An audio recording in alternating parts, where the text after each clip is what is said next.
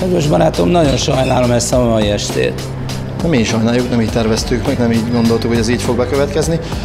Úgy gondolom, hogy egy pallaival jobb volt a mai nap folyamán az ellenfél. Más is történhet, nem csak egy remek kapus. Én úgy láttam a testbeszédedből, hogy többször elégedetlen voltál. Hát nem többször a mérkőzés folyamán, nagyon sokszor.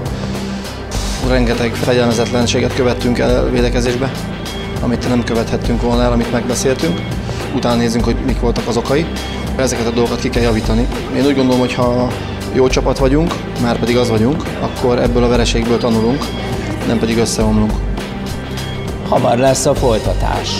Elég ez arra, hogy ismét fölálljunk és a régi csapatunkat lássuk? Hát nagyon nehéz dolgunk lesz pénteken, azt már előre leszögezhetjük. Az Ausztriában játszó játékosok nincsenek, se a Két Iker, se a Salant, se a Fekete Robi. Ráadásul most innen indulunk Zalaegerszegre, utánpótlás válogatotthoz, viszem a Klacsákot, meg viszem a Bognár Bálintot, szóval ők 4 mérkőzések lesz a héten.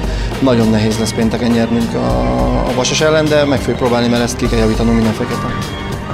Ilyenkor sokan azt mondják, nyúzd meg, mondjál neki csúnyákat. Mi a recepted egy ilyen rossz mérkőzés után?